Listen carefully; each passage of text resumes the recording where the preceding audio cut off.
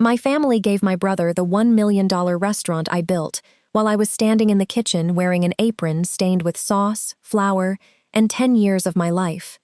They did it during the grand reopening party, the same party I planned, the same party I paid for, the same party I stayed awake for 6 straight nights to prepare because the new dining room had to be perfect, the staff had to be trained, the menu had to be clean, and every table had to remind people that Bennett Table was not just a restaurant anymore.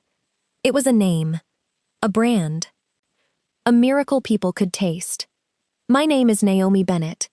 And that night, while guests clapped under golden lights and my mother cried beside the dessert station, my father lifted a microphone and announced that my brother Marcus was now the official owner and face of the family restaurant. Not manager, not helper, not brand ambassador, owner.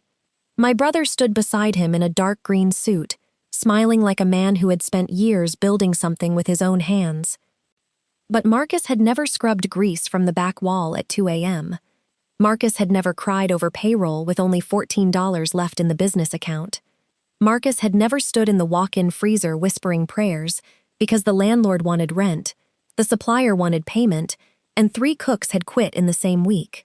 Marcus had never served tables with swollen feet. Marcus had never washed plates because the dishwasher broke. Marcus had never slept on flour sacks in the storage room because going home felt like wasting time. Marcus had never built Bennett Table. I did. But my father looked at the crowd and said, "A restaurant becomes a legacy only when it is placed in the hands of the one who can carry the family name forward. The one. The son. The chosen child." My mother dabbed her eyes with a napkin and nodded like this was a holy moment instead of public theft. The guests clapped. Some smiled. Some looked confused. Some turned toward me because everyone who truly knew the restaurant knew whose hands had carried it from ashes to applause. I stood at the kitchen entrance with my head wrap tied back, my chef coat sleeves rolled up, and my heart dropping slowly into a place so quiet I could hear the fryer humming behind me. Marcus took the microphone from my father. "Thank you, Dad," he said. "Thank you, Mom. I know this restaurant means a lot to our family, and I promise to take Bennett Table to the next level." The next level? He had worked there for 4 months. 4 months. Mostly taking photos, shaking hands with guests, and telling staff members he wanted a more premium energy. Premium energy. That was his contribution. I watched him smile at the investors, pastors, relatives, food bloggers, and business friends packed inside the dining room I had designed, down to the color of the napkins. Then my father gestured toward me. "And of course, we thank Naomi for her years of service, sacrifice, and support in helping prepare this restaurant for Marcus's leadership. Service, sacrifice, support, not ownership, not founder, not builder, not the person whose savings saved the business 5 times before anyone called it legacy." The room turned toward me. My mother's eyes pleaded with me, not because she wanted justice, because she wanted peace. Peace meant I should smile. Peace meant I should clap. Peace meant I should accept being erased so Marcus could feel tall. I wiped my hands slowly on a towel. Then I walked toward the stage. A murmur moved through the room. Marcus's smile tightened. My father lowered the microphone slightly. "Naomi," he said under his breath, "not now." I looked at him. "When exactly is the right time to correct theft?" His face hardened. My mother whispered, "Baby, please." I stepped onto the small platform near the bar and held out my hand for the microphone. Marcus hesitated. I smiled. "Give it to me, owner." His jaw twitched. The room grew quieter. He handed it over. I looked at the guests, the familiar faces, the staff standing near the kitchen. My cousin Brianna near the host stand, eyes wide. My parents at the front. Marcus pretending not to sweat. For 1 second, I thought about telling the whole truth. All of it. How the restaurant began. How my parents laughed at the idea. How Marcus called it Naomi's little food hobby. How I worked 2 jobs to keep it open. How my father refused to co-sign the first lease, but later bragged that Bennett Table was Our family vision. How my mother asked me to hire Marcus after his third business failed. How I said no, then gave in because she cried. How Marcus began introducing himself as director of expansion. How my parents pressured me to put his name on documents. How I refused. How they planned this announcement anyway. I thought about exposing them in front of everyone. Then I looked at the staff, the waiters holding trays, the cooks peeking through the kitchen door, the young hostess who had started last week, the dishwashers who did not deserve a family war in the middle of dinner service. This restaurant had survived enough storms. It did not need me to burn it down to prove I was hurt. So I smiled. Not a happy smile, a finished smile. "Thank you," I said into the microphone. My father relaxed slightly. "That was his mistake," I continued. "Thank you for clarifying what this family believes my work is worth." The room shifted. Marcus looked at me sharply. My mother froze. I handed the microphone back to my father. Then I stepped down. Grace, my best friend and accountant, stood near table 8. She had warned me for years that my family would eventually try to turn my labor into Marcus's inheritance. She saw my face and moved toward me immediately. "Naomi," she whispered, "what do you need?" I untied my apron, folded it once, placed it on the bar. Then I said, "I'm walking away." Grace's eyes widened. "Tonight?" "Yes." "The documents?" Locked. "The accounts?" "Separate." "The recipes?" "With me." Her mouth opened slightly. Then she smiled. Finally, I walked into the kitchen. The head chef, Malik, looked at me. He had worked with me since the early days when we could only afford 6 tables and a menu printed on cheap paper. "What happened?" he asked. I looked at him. "They gave the restaurant to Marcus." He stared, then laughed once. Not because it was funny, because it was insane. "They gave what?" "Exactly." I opened my locker and took my bag. The kitchen staff had gone quiet. Malik wiped his hands on his apron. "Boss?" That word hurt. Boss. The people who worked with me knew. My family did not. I said, "Finish service." Guests came to eat, not watch my family embarrass itself. Malik stepped closer. "What about tomorrow?" I looked through the kitchen window at Marcus, shaking hands like a king over a country he could not govern. "Tomorrow," I said, "they learn what they were given." I walked out the back door. No shouting, no crying in front of them, no dramatic collapse beside the bar I sanded myself. I simply left. Behind me, the music kept playing. The guests kept eating. My parents kept smiling. Marcus kept accepting congratulations. And not one of them understood that the restaurant they had just handed him was only valuable because I was still inside it. By morning, I was gone. Before I continue, tell me where you are watching from tonight, and if your family has ever handed your hard work to someone they favored while expecting you to keep clapping, stay with me, because sometimes the quietest exit is the loudest lesson they will ever hear. Bennett Table did not begin as a restaurant. It began as grief. My grandmother Ruth died when I was 26. She was the only person in my family who made food feel like love without debt attached. My mother cooked for performance. Perfect plates at church events, big holiday spreads, photos for relatives, praise from visitors. But Grandma Ruth cooked like she was building shelter. She fed people who had no money. She fed widows, children, taxi drivers, women escaping bad marriages, men who lost jobs and pretended they were not hungry. She had a small kitchen behind her house where the windows were always open and something was always simmering. When I was a child, I sat on a wooden stool beside her and watched her hands move. She never rushed. Even when the pot was boiling, even when guests were waiting, even when my mother said, "Mama, you're taking too long." Grandma would say, "Food knows when it is being bullied."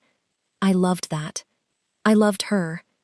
When she died, she left me her cast iron pot, her handwritten recipes, and $25,000 in a savings account nobody knew she had. My father expected the money to go into family expenses. My mother said it would be wise to help Marcus because he was starting a catering delivery idea. Marcus said, Grandma would want the money to grow. I said, it will. Then I used it to open a tiny lunch spot on Alder Street. 6 tables, a second-hand stove, 3 employees, including me. A sign painted by Brianna because I could not afford a proper one. Bennett Table. My parents hated the name at first.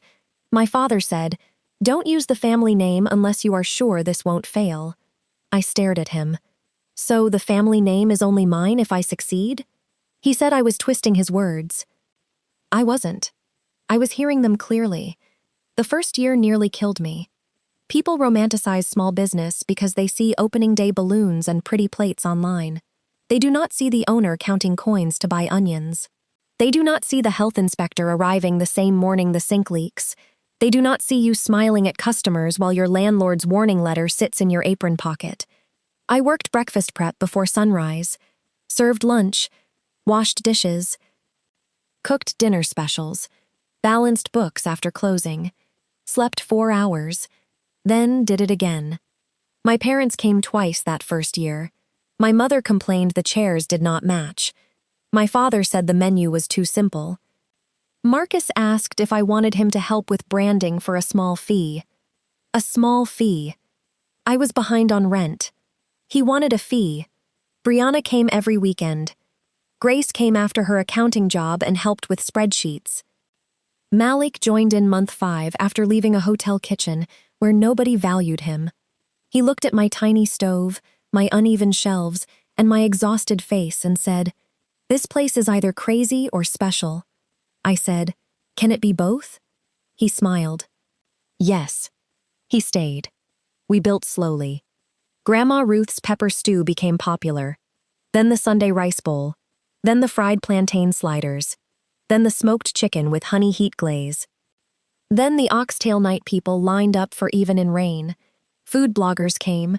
Then local news. Then a neighborhood award. Then catering orders. Then investors asking questions. My father suddenly visited more often. He stood near the door greeting customers like he had always believed.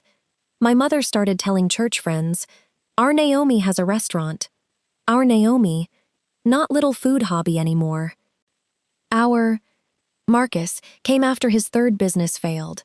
He had tried sneakers, then luxury car detailing, then something called Urban Investment Lifestyle Consulting, which sounded like owing people money in nicer clothes.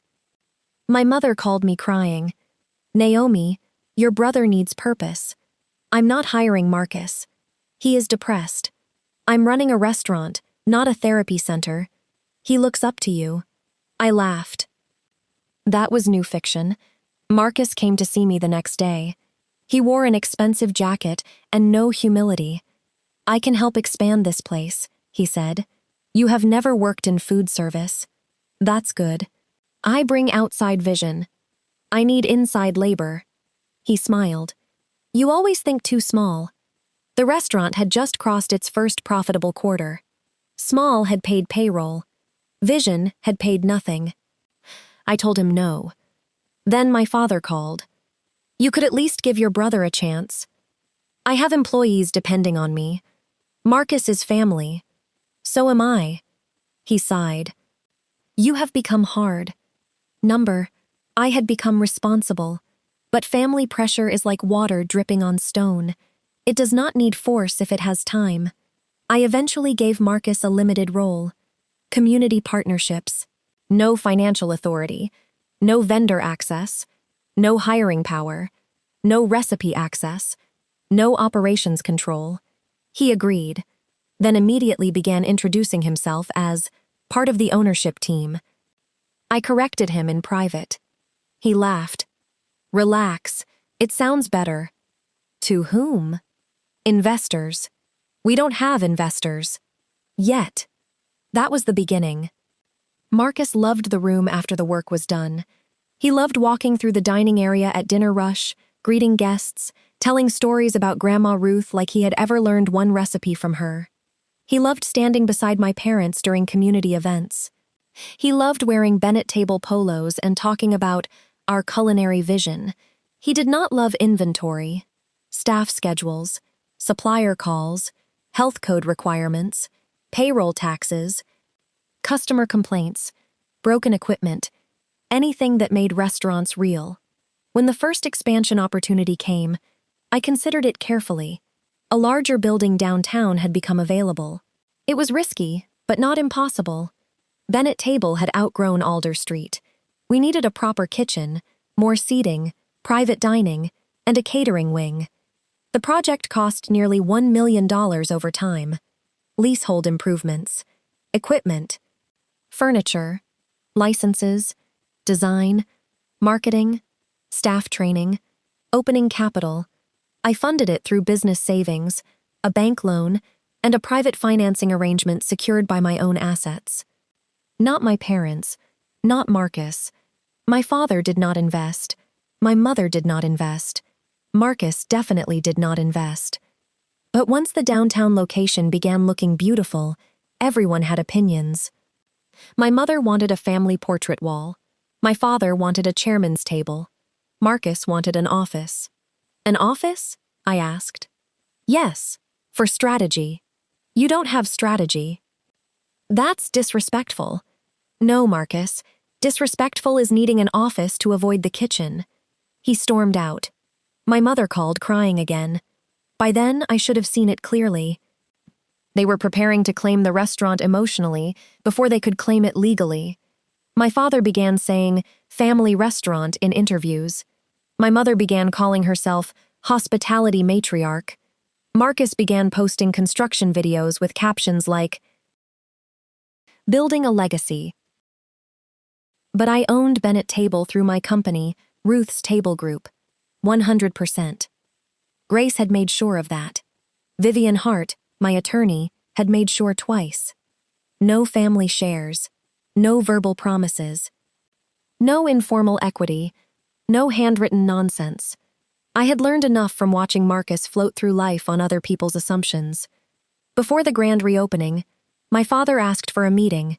He came with my mother and Marcus. That alone warned me. We sat in the unfinished private dining room, with plastic covering the floors and workers installing lights nearby. My father folded his hands. Naomi, this restaurant is becoming bigger than you. I stared at him. What a strange way to congratulate me. He frowned. You know what I mean. No, I don't. My mother jumped in. Baby, Bennett Table carries the family name. We all want to make sure it is protected. It is protected. Marcus leaned back. Legally, maybe, but publicly, it needs a face. I looked at him. It has one. He smiled. You don't like the spotlight. I don't need to like it to own what I built. My father sighed. This is what concerns us. You are possessive. Possessive. About my own business. I almost laughed. My mother reached for my hand. Naomi, Marcus has a natural way with people. So do waiters. Should I give them equity? Marcus snapped. You always insult me. No, Marcus. I compare you to people who actually work. You hear insult. My father stood. This attitude cannot continue. Neither can this meeting, my mother cried. I stood too. The restaurant opens in 10 days. If you want to celebrate, celebrate. If you want to take, leave. They left. But they did not stop. The night before reopening, Marcus asked for access to the office printer. I was too busy to question it. That was my mistake. He printed programs for the reopening event without approval. On those programs, under the Bennett Table logo, he listed Marcus Bennett, owner and executive director. My name appeared lower. Naomi Bennett, founding chef and operations support. Founding chef, operations support. When Grace saw the program the afternoon of the party, her face went still. Naomi. I looked. For a second, I could not speak. Grace said, cancel the event. I looked toward the dining room. Guests would arrive in 3 hours. Staff had trained for weeks. Food was prepped. Press confirmed. The restaurant needed the opening. My family knew that. They had timed it perfectly. No, I said. Grace stared. No? We open. Naomi, we serve dinner. We do not punish the staff. And Marcus? I folded the program slowly. Let him stand under the lights. Grace's eyes narrowed. What are you thinking? I'm thinking he should get exactly what they are giving him. That night, my parents announced him as owner, and I walked away. Not from my rights, from the labor they expected me to keep providing after the theft. That distinction mattered. I did not sign anything. I did not transfer shares. I did not surrender assets. But I left the building and let the false owner meet the truth of ownership. The first crisis happened before midnight. The walk-in cooler alarm went off. I was at Grace's house when Malik called. Boss, I know you said finish service, but the cooler temperature is rising. I closed my eyes.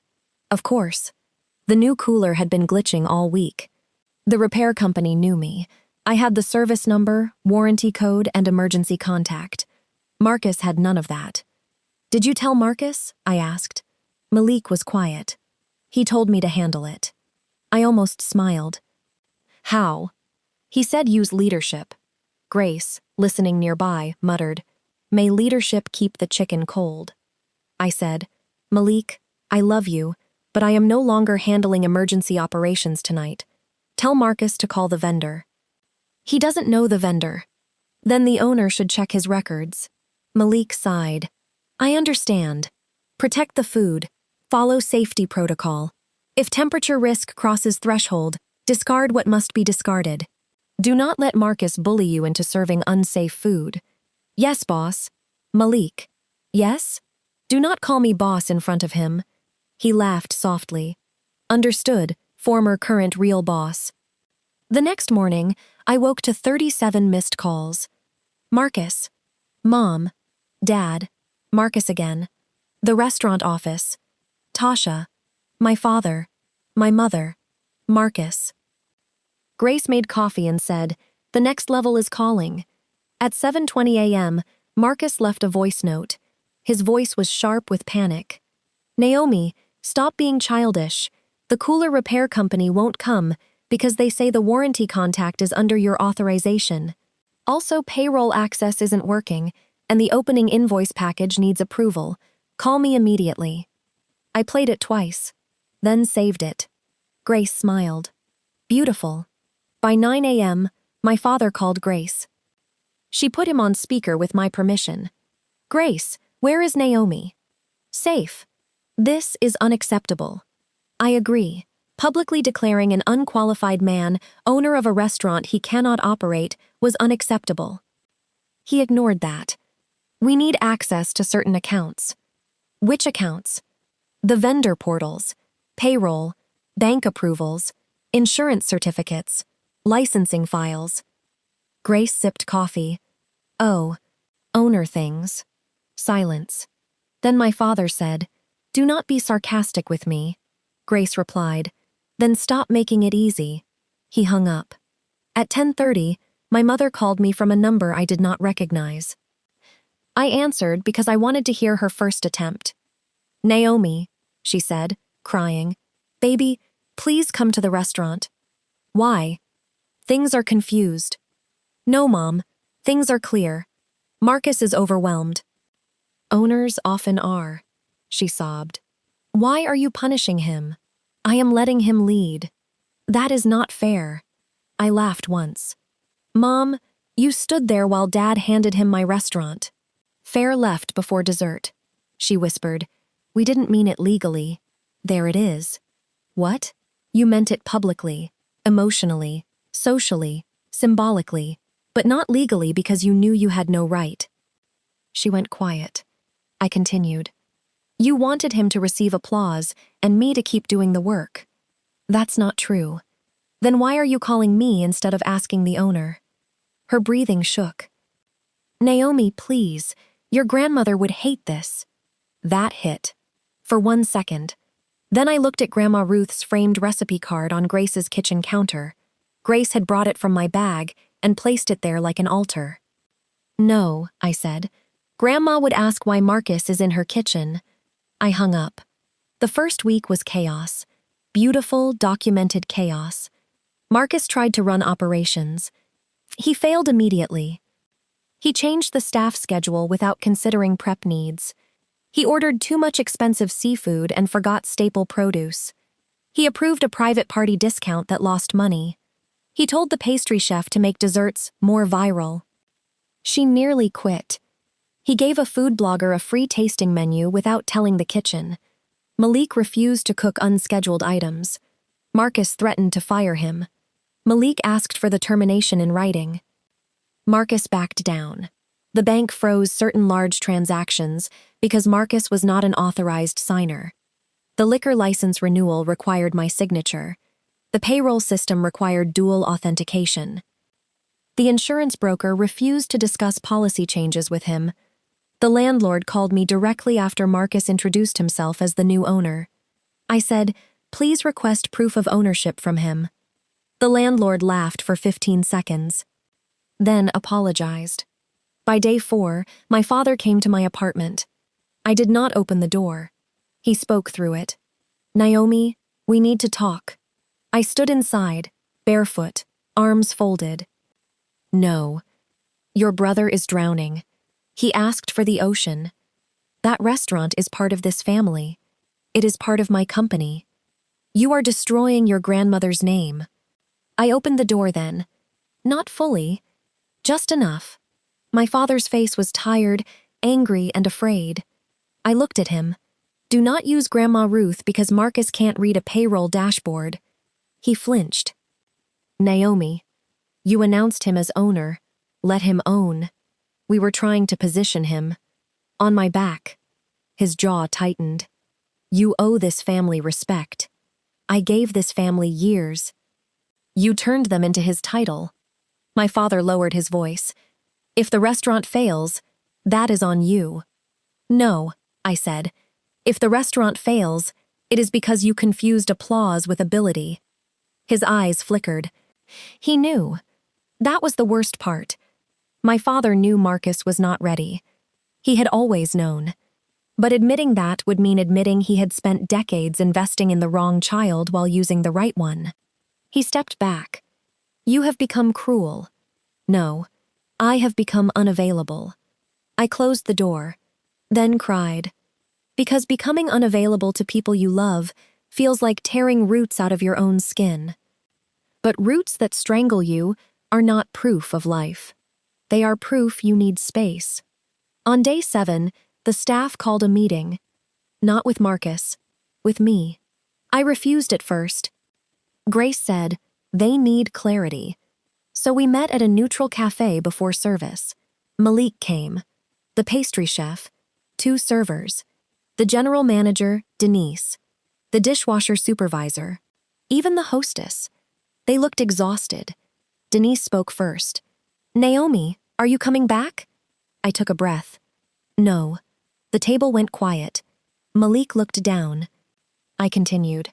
"Not under the structure my family created." Denise said, "Marcus says you abandoned the restaurant." I left after he was announced as owner. The pastry chef muttered, "He can own these invoices then." A few people laughed weakly. I said, "Listen to me. Your jobs matter to me.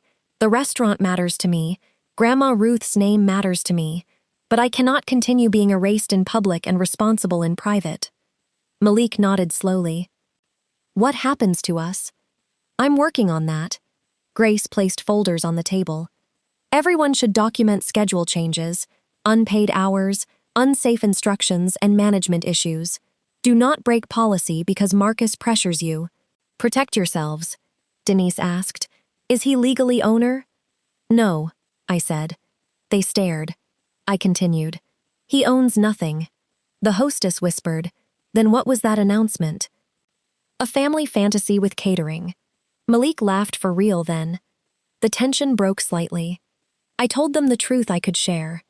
Ruth's table group owned Bennett Table. I was sole owner. No transfer had occurred. Marcus had no legal authority unless I granted it. I had temporarily stepped away from operations to allow my family's claim to face reality, but I would not allow staff to be harmed.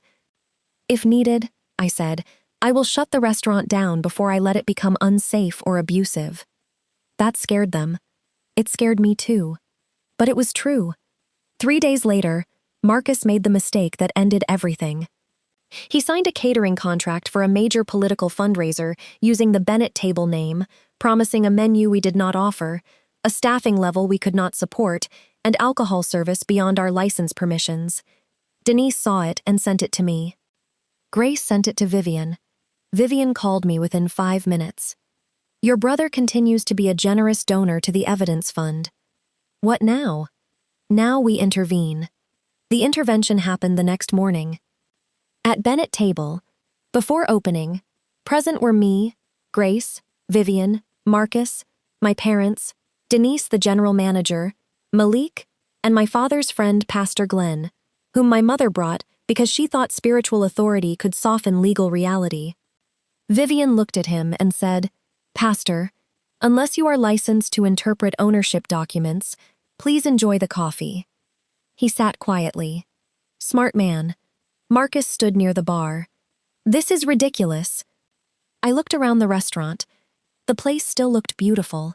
Green velvet booths, warm lighting, wood tables, framed recipes from Grandma Ruth on the walls, fresh flowers, the scent of coffee and spice from the kitchen.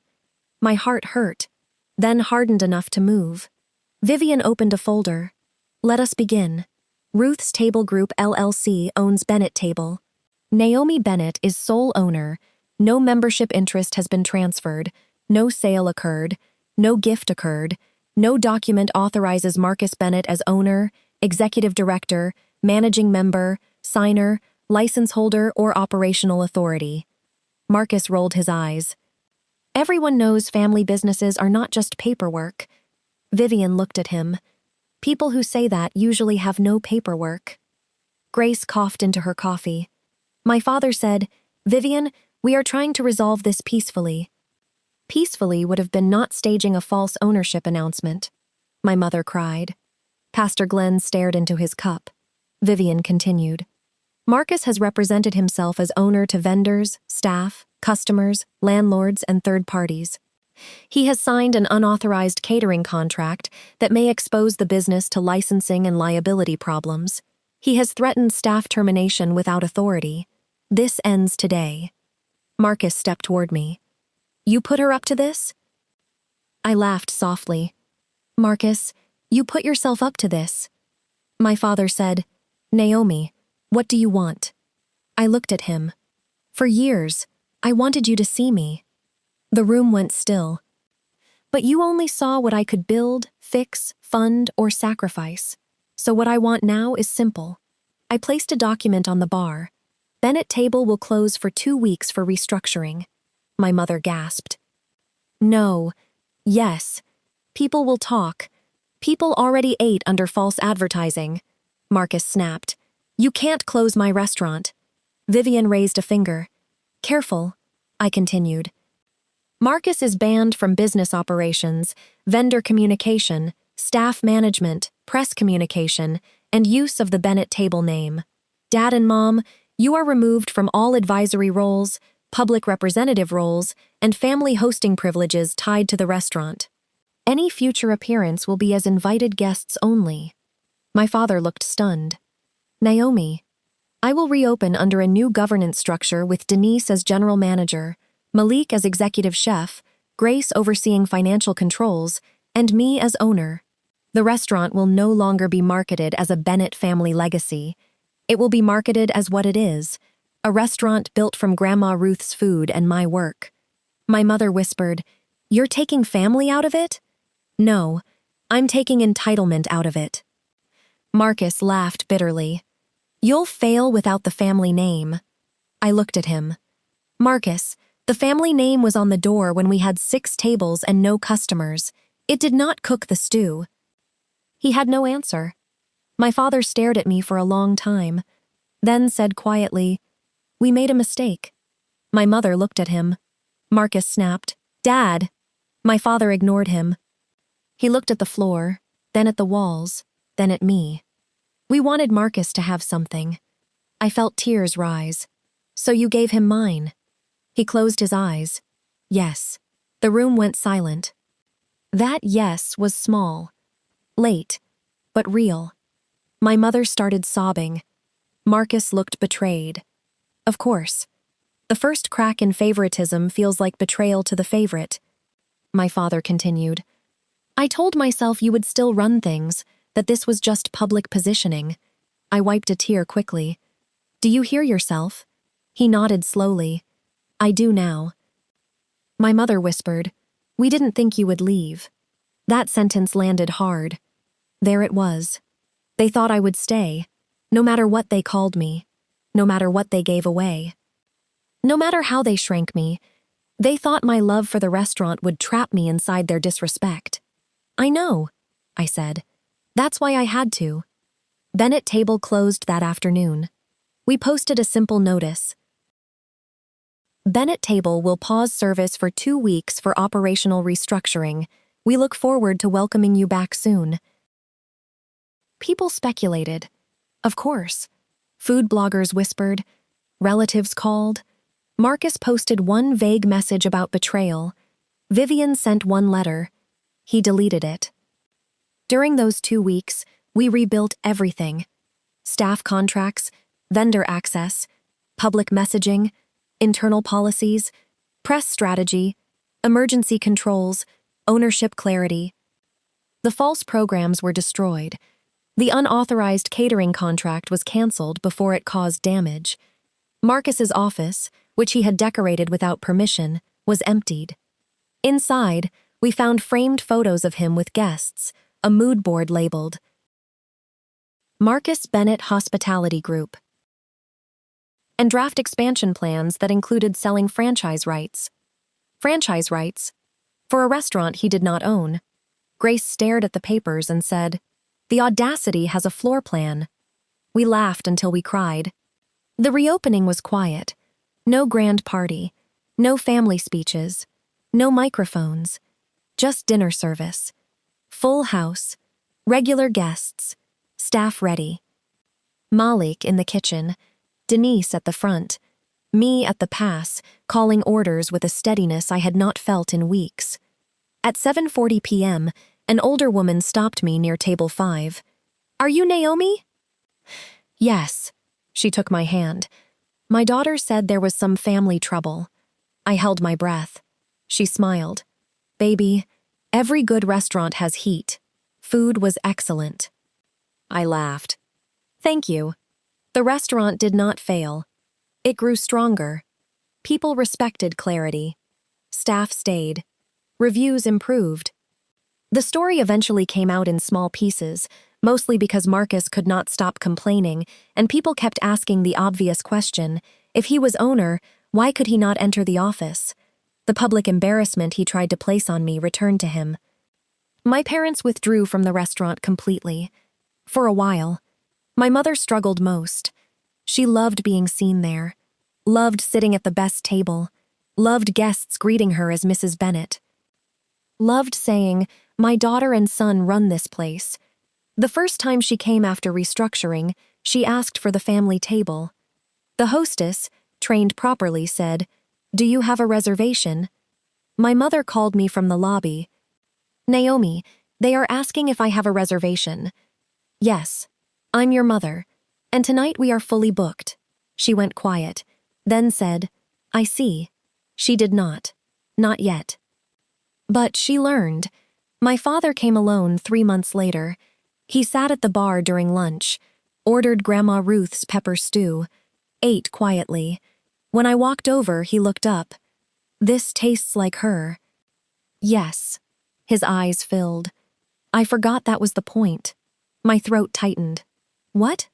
The food. Ruth. The work. Not Marcus. Not me. Not applause. I said nothing. He continued. I am sorry. For what specifically? He smiled sadly, like he had expected the question. For announcing Marcus as owner of the restaurant you built, for calling your labor support, for expecting you to continue working after we erased you, for using your grandmother's name to justify favoritism. For believing Marcus needed a legacy more than you deserved recognition. That one reached deep. I looked away. Thank you. Can I apologize to the staff? I looked at him. Not as a performance. No. Before service. Short. If they allow it.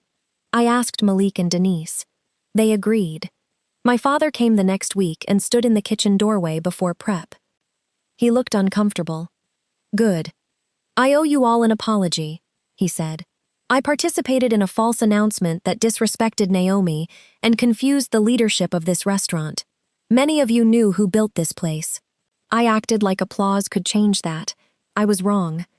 The kitchen was quiet. Malik nodded once. That was all. My father accepted it. That was progress. My mother's apology came later and messier. She came to my apartment with a covered dish. I almost did not let her in. Then I did. She placed the dish on my counter and began crying before speaking. I don't know how to be in your life now, she said. Without asking me to make Marcus feel better? She cried harder. Yes. I sat across from her. She said, I thought if Marcus had the restaurant, your father would stop worrying about him. I thought people would respect him. I thought you were strong enough to share the title. I closed my eyes. Strong enough. Again. You mean invisible enough? She nodded slowly. Yes. That honesty surprised me. I am sorry, she said, for using your strength as permission, for calling your work family sacrifice, for crying when you resisted, for not seeing that you had been carrying the restaurant like a child. My throat tightened. It was Grandma's. It became yours. That was the first time my mother said it. Not family's. Yours. I cried then. So did she. We did not become instantly close. But something shifted. Marcus took the longest. For 6 months he stayed angry. He told people I stole the restaurant back. That phrase became a family joke among those who understood facts. Stole it back. From whom? A printed program? He tried to start Marcus Bennett Hospitality Group. It failed before opening because he had no recipes, no staff, no lender confidence, and no operational discipline. For the first time, my parents did not rescue him fully. They helped with basic rent for 3 months, then stopped. He took a job managing events at a hotel, a real job, with a supervisor, rules, schedules, performance reviews. He hated it. Then slowly became less terrible. 1 year after the reopening, Marcus came to Bennett table before lunch service. He asked for me politely. Denise called me. He's here. Angry? No. Nervous. That was new. I met him in the private dining room. He looked tired, but not performative. No flashy suit. No sunglasses. Just Marcus, older than his entitlement. He said, "Thank you for seeing me." I waited. "I'm sorry," he said. "For what specifically?" He looked down. For accepting the announcement. For knowing I didn't build this place and still standing there smiling. For letting them call me owner. For threatening staff.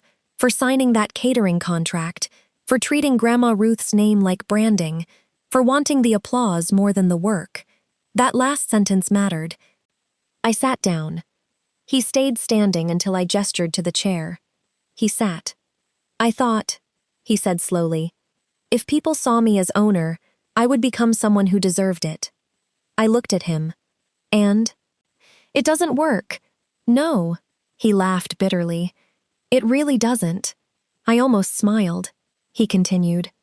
"At the hotel, nobody cares who Dad is. If I don't submit room layouts on time, people get mad. If I promise something the kitchen can't do, I get yelled at. At first I thought they were disrespecting me. And now? Now I think I was exhausting. That was the most self-aware thing Marcus had ever said. "Yes," I said. "You were." He nodded. "Can I ever work here again?" "No." He swallowed. "I expected that." "Good. Can I eat here?" I studied him. "As a customer with a reservation." He laughed once. "I deserve that." "Yes." He stood to leave. At the door he turned. Grandma would be proud of you. I did not want that to matter. It did. Thank you, I said. Years passed. Bennett's table expanded carefully, not recklessly, not because Marcus wanted a stage, because the systems, staff, and community could support it. We opened a second location near the river, then a small catering kitchen, then a packaged sauce line based on Grandma Ruth's recipes. Every product carried her handwriting on the label. Not my father's speech, not Marcus's face, her words. Food knows when it is being bullied. People loved that line. So did I. I created the Ruth Bennett Culinary Fund for women and young people trying to build food businesses without being swallowed by family pressure or predatory investors.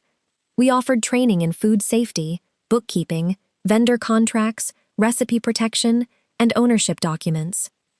Vivian taught a session called "Do Not Let Aunties Talk You Out of Equity." It was very popular. Grace taught restaurant accounting. Malik taught kitchen leadership. Denise taught front-of-house systems. I taught the first class every year. I always began with the same sentence. A recipe is love, but a restaurant is paperwork. People laughed. Then I told them enough of my story to make sure they stopped laughing at the right time. One young woman came to me after class and said her brother wanted to help her food truck by putting it under his LLC because he was better with business. I asked, "Is he better with business?" She said, "No." "Then he is better with confidence." She left with Vivian's card. Good. That was why we built the fund. To make sure other women did not have to walk out the back door of their own restaurant before learning how to protect it. My family healed in uneven ways. My father became a regular customer, always with reservations. He paid. He tipped. He never asked for the family table again. Sometimes he brought friends and said, "My daughter built this." Not our. My daughter. The first time I heard him say it, I cried in the office. My mother volunteered with the Culinary Fund after completing training. She was good with nervous students, especially older women starting over. Sometimes I watched her tie aprons around them and wondered why she had not been that gentle with me sooner. Then I remembered. People often learn tenderness after consequence. Marcus came to eat once every few months. He always booked through the website. He always paid. He never entered the kitchen. The first time he brought a date there, he introduced me as my sister, Naomi, the owner. I looked at him sharply. He smiled. Correct title, right? Yes. Good. That was growth. Brianna became our community program director. She had earned it through years of work, and if anyone asked whether she got the job because she was family, she said, "No, I had to survive Naomi's interview." True. I was harder on her than anyone. She thanked me later. The original Alder Street location became a training kitchen and community cafe. We kept the old sign Brianna painted and hung it near the entrance. It was uneven, faded, and perfect. One night, after a fun dinner, I stood alone in that first tiny space. 6 tables, old walls, new paint, same memory. I could still see myself at 26, counting coins, crying over rent, wondering if I had made a terrible mistake with Grandma Ruth's money. I wished I could tell that younger Naomi something. Not that the restaurant would become successful, not that Marcus would try to take it, not that her parents would one day apologize. I would tell her this: do not confuse being needed with being seen. That was the wound under everything. My family needed me. For planning, money, work, details, recipes, rescue, labor. But they did not see me until I removed the work. Sometimes people only notice the foundation after the building shakes. My family gave my brother the $1 million restaurant I built, so I quietly walked away. But I did not walk away because I was weak. I walked away because I finally understood that staying in a place where people erase you can become agreement if you stay too long. I walked away so they could meet the truth without my hands softening the impact. I walked away so Marcus could learn that ownership is not a microphone.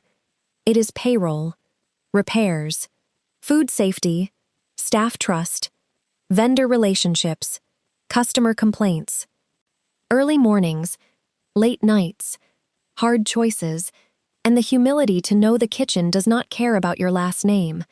I walked away so my parents could learn that calling something family does not make it shared. It makes it vulnerable if nobody respects the person who built it. And I walked away so I could return on my own terms. Not as helper, not as support, not as sacrifice, as owner. If you are listening and someone in your family is trying to take credit for what you built, hear me clearly. Do not wait until the announcement. Check the documents now. Who owns the company? Who signs the lease? Who controls the bank account? Who owns the recipes, logo, systems, equipment, and customer lists? Who has vendor access? Who can hire? Who can fire? Who can sign contracts? Who can speak to the landlord? Who can represent the business publicly? Do not let love make you lazy with paperwork. Do not let guilt turn your work into community property. Do not let a brother with confidence replace the sister with competence. Do not let your parents call it legacy when what they mean is control.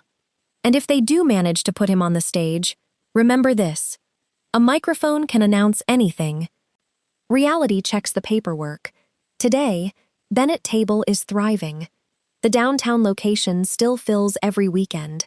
The river location has a waiting list. Our sauce line is in grocery stores across the region.